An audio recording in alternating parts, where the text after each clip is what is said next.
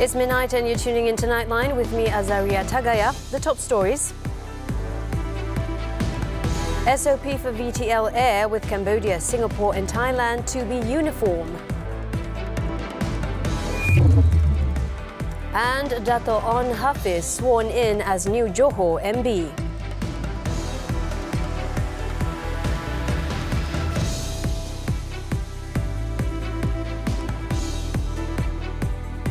Starting Wednesday, fully vaccinated travellers entering Malaysia through the vaccinated travel lane VTL-Air from Cambodia, Singapore and Thailand will no longer need to wait for their COVID-19 test results at the airport upon arrival. The Transport Ministry in a statement on Tuesday said the standard operating procedures for VTL-Air with the three countries have been standardised as Malaysia begins its transition to the endemic phase on April 1st. Under the new test and release method, travellers from the three countries will be allowed to proceed to their respective accommodations after they take a COVID-19 swab test upon arrival. They must then self-isolate while awaiting their COVID-19 test results, which will be given within 24 hours and will be cleared from isolation upon a negative test result. In the event of a positive result, travellers are to comply with existing health protocols prescribed by the Health Ministry. The statement said that this uniformity of the SOPs serves to reduce ambiguity in the VTL-Air initiative for travellers entering Malaysia and to facilitate enforcement in the air terminals. The ministry said it applies to all VTL arrivals at Kuala Lumpur International Airport and Pulau Pinang International Airport from March 16th. Newly elected Machap State Assemblyman Dato' On Hafiz Ghazi was sworn in as the 19th Johor Menteri Besar on Tuesday. Dato' On Hafiz was officially sworn in before Johor ruler Sultan Ibrahim Ibn Almarhum Sultan Iskandar at Istana Bukit Serene. Present to accompany Sultan Ibrahim was Johor Crown Prince Major General Tunku Ismail Sultan Ibrahim, who is popularly known as the Tunku Mahkota of Johor. Also present was former Menteri Besar and Johor UMNO Chief Datuk Hasni Muhammad. 44-year-old Dato' On Hafiz previously held the State Tourism, Youth and Sports Committee Chairman post under Datuk Hasni's administration. He is the great-grandson of UMNO founding father Dato' On Jaafar and the grandson of the country's third Prime Minister Tun Hussein On. In the Johor state election on Saturday, Dato' On Hafiz defeated three other contestants for the Machap state seat, returning with a majority of 11,029 votes. In the meantime, Dato' On Hafiz said that all promises made by Barisan Nasional to Bangsa Johor will be fulfilled as best as possible. In a statement posted to his social media pages on Tuesday, Dato' On Hafiz appealed to all Johorians, regardless of race, religion and background, to be united in heart, mind and energy to jointly develop the state. He also described former Menteri Besar Datuk Hasni Muhammad's sacrifices in giving way to a younger person to lead the state as proof of his predecessor's strong statesmanship. The Machap Assemblyman said Datuk Hasni's sacrifices also showed that he was confident with the abilities of young people in leading Johor, adding that the combined synergy of those experienced with the idealism of the young will hopefully help to develop and strengthen Johor further. The development of the Perlis Inland Port, or PIP, will spur the growth of Malaysia-Thailand cross-border trade as both nations strive to achieve 126 billion ringgit in bilateral trade by 2025. Prime Minister Datuk Seri Ismail Sabri Yaakob said being strategically located near the Malaysia-Thai border, Perlis was well positioned to reap the economic and trade benefits of cross-border businesses between the neighbouring countries. Pastinya PIP menjadi pembangkit bagi merancangkan perdagangan dengan Thailand dan mewujudkan nilai tambah kepada projek-projek strategi di NCR seperti Chuping Valley Industrial Area, Chuping Agro Valley, NCR Agri Bio Economic Zone dan Perlis Super Fruits Valley. Datuk Seri Ismail Sabri said this in his speech at the launching of the Perlis Inland Port and Bonded Road in Padang Besar on Tuesday. The event was graced by the Raja of Perlis, Tuanku Said Sirajuddin Putra Jamalulail, who was accompanied by the Raja Muda of Perlis, Tuanku Said Faizuddin Putra Jamalulail.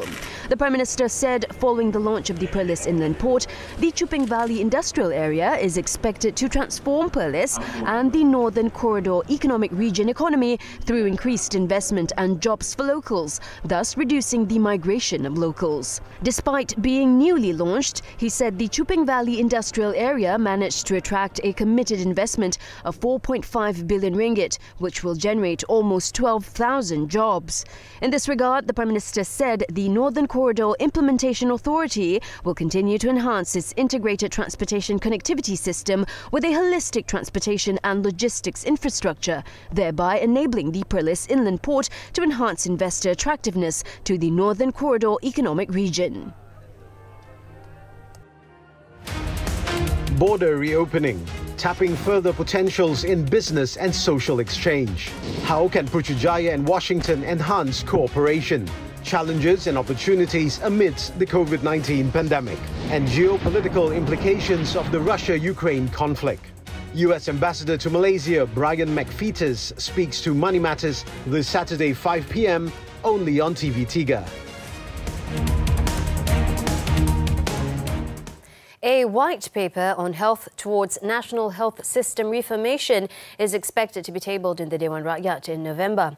Health Minister Khairi Jamaluddin on Tuesday told members of parliament that the white paper was aimed at strengthening the country's health system holistically so that the services are more equitable, of higher quality, easier to access at reasonable cost and sustainable in the long run.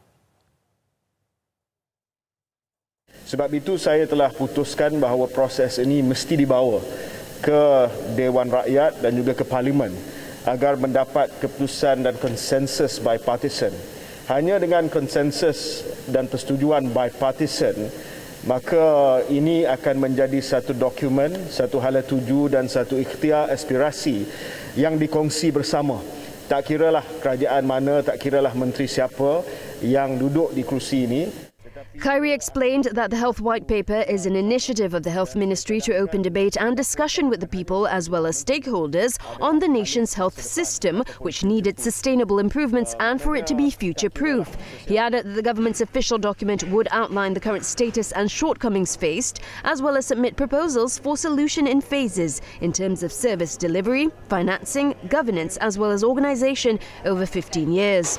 The White Paper would also take into consideration the findings as well as suggestions of various studies on the health system which have been implemented, as well as the views of stakeholders, including the people, through engagement sessions.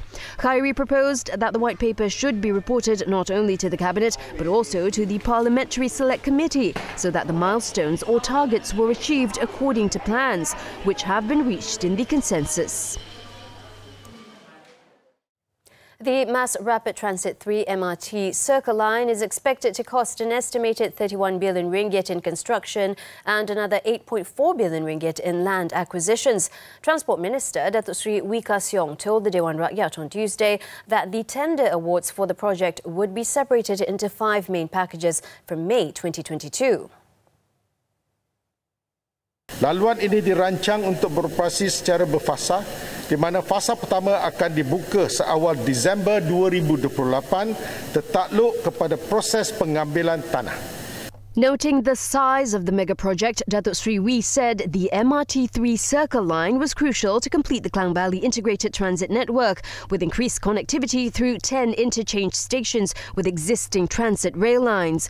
He also said, based on the findings of a technical feasibility study carried out, the latest proposed alignment for MRT3 project is a 51-kilometre circle line in which 39 kilometres will be in Kuala Lumpur and 12 kilometres in Selangor. The Finance Ministry, MOF, Bank Negara Malaysia, BNM and the Securities Commission, SC, are spearheading collaborations with relevant agencies to formulate a comprehensive legal framework to regulate all consumer credit activities, including the Buy Now, Pay Later BNPL scheme. Deputy Finance Minister too, Yamani Hafiz Musa, said the framework would be set in place with the enactment of the Consumer Credit Act, CCA, this year. Dengan penggubalan CCA, semua pemberi kredit termasuk BNPL akan tertakluk kepada peraturan-peraturan yang sewajarnya, dan peraturan ini bukan saja berkaitan dengan pengurusan malah juga dengan kawalan risiko dan perlindungan pengguna. Malah ia juga akan merangkumi peraturan pematuhan syariah yang bersesuaian dalam menjalankan aktiviti BNPL. During the Dewan Rakyat sitting on Tuesday, Yamani said the government expects to see more new innovations in line with the digital acceleration and noted that these innovations would need to be well regulated. He also stressed that currently BNPL activities are not being regulated by any agency. As such, consumers are advised to understand the BNPL's terms and conditions to ensure that installment payments are made in full and on time and monitor their BNPL commitments to ensure that their personal debts remain manageable. The Memorandum of Understanding MOU on the recruitment and placement of Indonesian domestic workers, PDI, to be signed by Malaysia and Indonesia has been postponed to April 1st. Human Resources Minister Datuk Sri M. Saravanan said the signing ceremony, initially scheduled for Friday, was postponed to allow leaders from both countries to attend and witness the signing of the MOU between Kuala Lumpur and Jakarta. Memorandum ni telah ditetapkan 18 hari bulan ditandatangan di Jakarta. Walau bagaimanapun Bapak Jokowi Presiden Indonesia ingin menyertai atau menyaksikan signing of memorandum. Tetapi apabila kita ada Presiden Indonesia, kita perlu menjemput Perdana Menteri kita. Walau bagaimanapun Perdana Menteri kita ada satu lagi majlis yang telah ditetapkan, iaitu Paripurna UMNO. Maka kita tunda. Datuk Sri Saravanan told this to reporters during a media conference at the Parliament building on Tuesday. It was reported that negotiations on the recruitment and placement of PDI in Malaysia began in 2017, but the MOU was stalled several times due to pending issues that needed to be resolved by both countries, including the ill treatment and exploitation of foreign maids. The slope at Taman Bukit Permai 2 in Ampang Jaya has been found to be unsafe and is likely to affect 72 houses in the area in the event of a second landslide.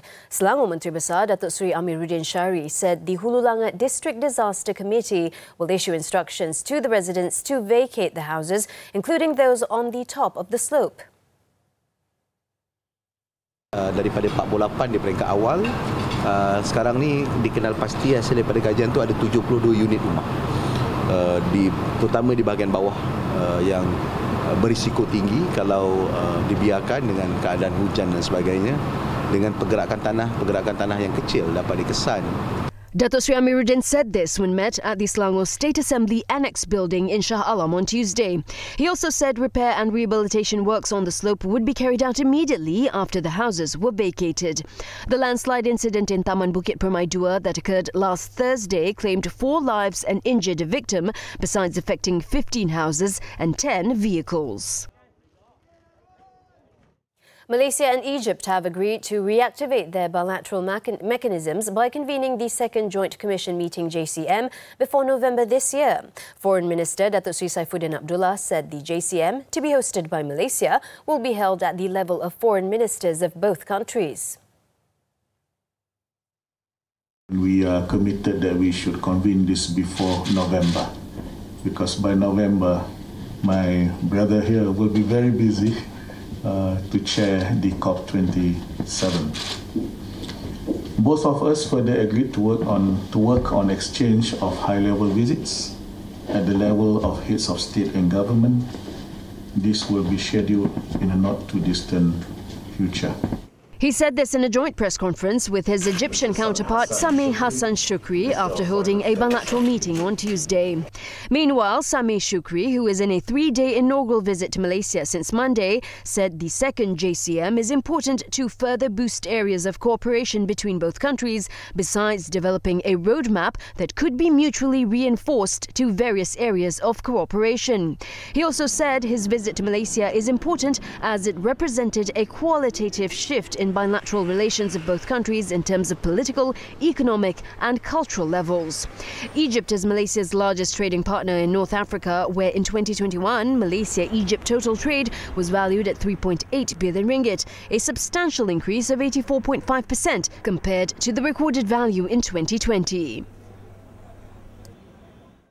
The Kuala Lumpur High Court has set June 21st to hear the application by the Prime Minister and the government to strike out a suit filed by an individual in connection with the withdrawal of a review application over the International Court of Justice's decision on the Pulau Batu Putih claim. Senior Federal Counsel Ahmad Hanir Hambali, representing the Prime Minister and the government, told reporters the date when contacted after the online case management on Tuesday.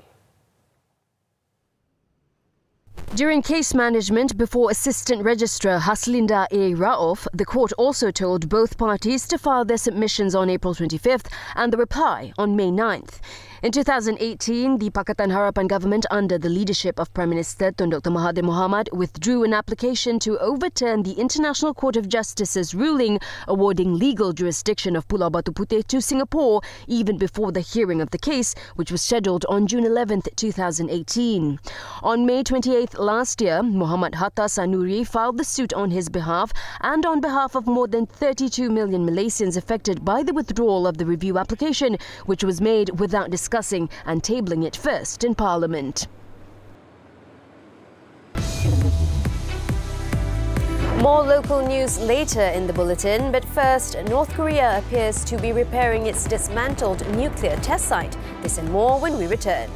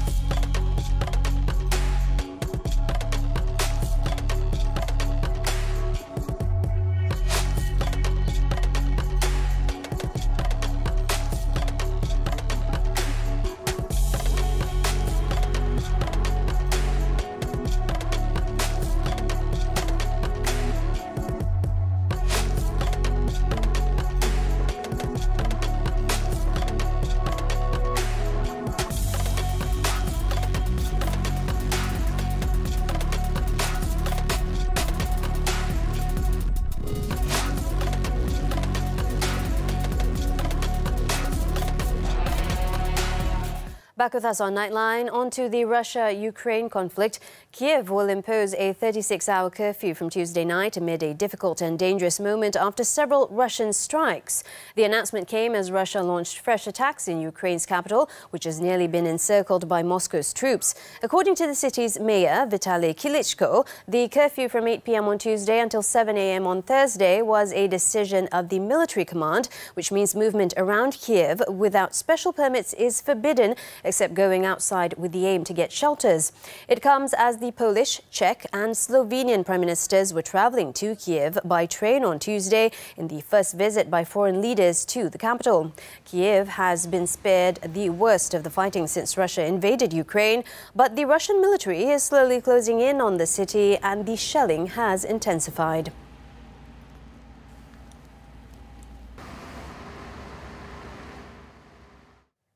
In the meantime, nearly 30 million people were under lockdown across China as surging virus cases prompted the return of mass tests and hazmat-suited health officials to city streets on a scale not seen since the start of the pandemic. At least 13 cities nationwide were fully locked down as of Tuesday, and several others had partial lockdowns, with some 15,000 infections reported nationwide. According to the National Health Commission, the worst-hit area was the northeastern province of Jilin, which accounted for more than 3,000 new cases, while residents of several cities there, including the provincial capital of Changchun, home to 9 million people, are under stay-at-home orders. China's largest city, Shanghai, is under a lattice of restrictions, with certain neighborhoods and buildings sealed off. On Tuesday, China reported 5,280 new COVID-19 cases, more than double the previous day's tally, as the highly transmissible Omicron variant spread across the country.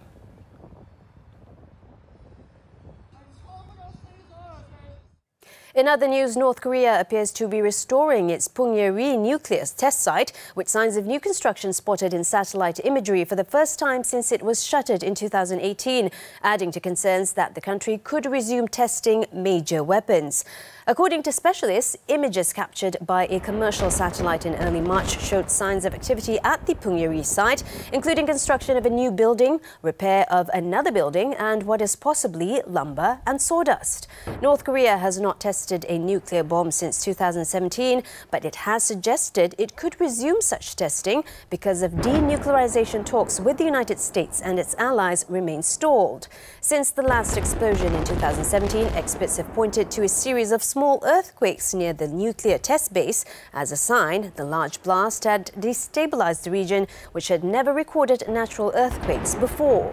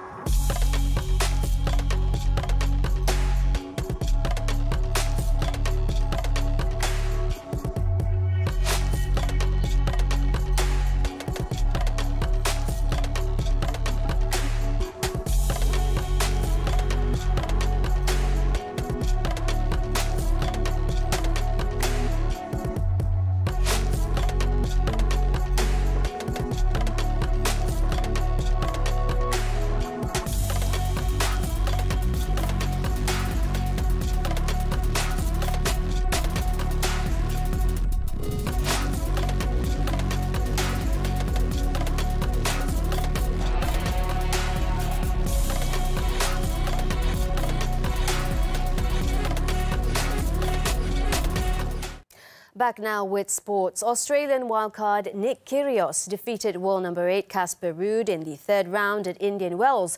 Kyrgios, currently ranked 132nd in the world, made light work of Ruud, efficiently taking the 2 breakpoints he crafted to win 6-4, 6-4 in 1 hour and 16 minutes. Kyrgios will next face Italian young gun Yannick Sinner. It is the first time Kyrgios has reached the last 16 in Indian Wells in 5 years.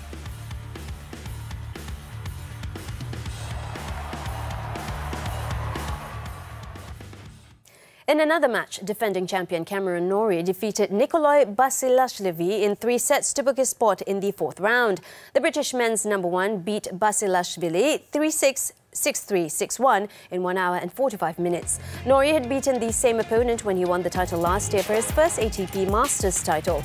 Norrie will play local boy Jenson Brooksby, who progressed thanks to a surprise win over world number 5 Stefanos Tsitsipas for a spot in the quarter-final.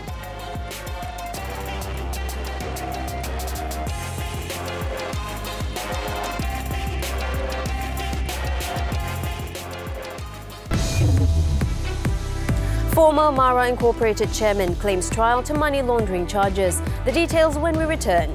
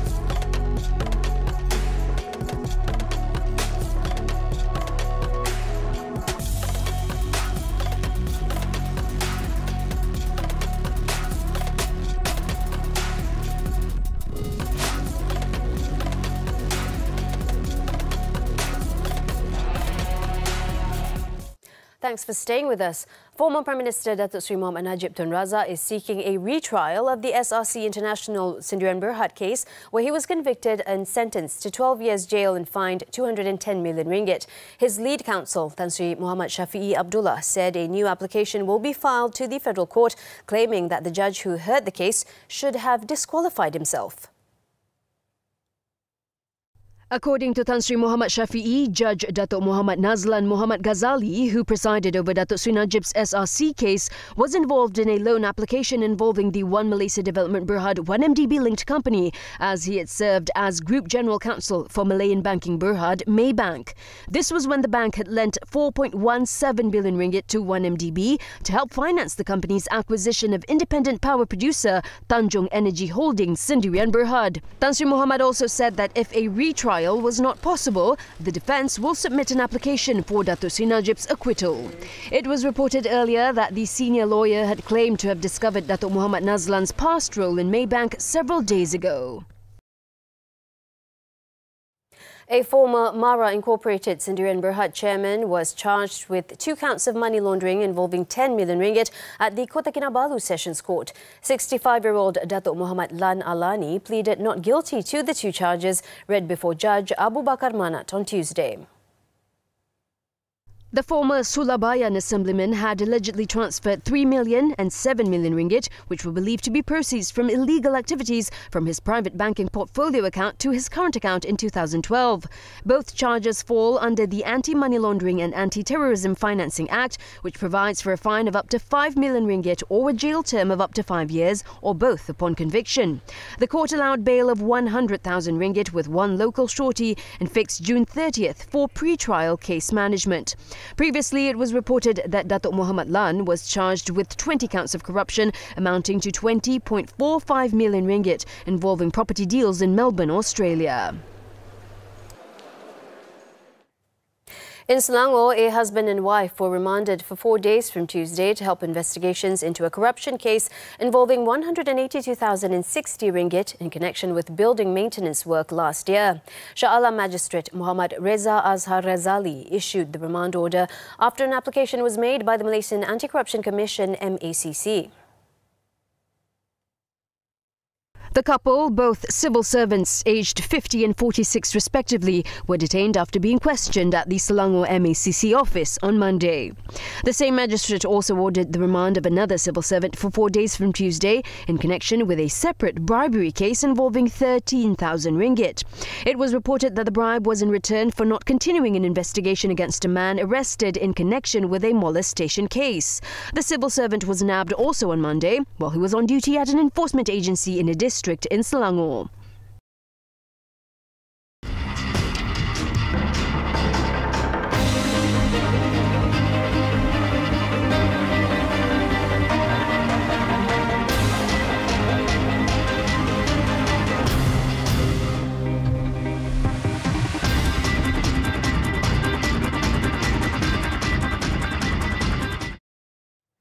Ahead of the Persian New Year in Iran, Tehran's markets are buzzing with people who are out and about shopping for various food and ornaments. Musicians, dancers and vendors were also present in the streets of the Iranian capital. Let's take a look as we wrap up Nightline this time around. I'm Azaria Tagaya. Thank you for watching and stay safe.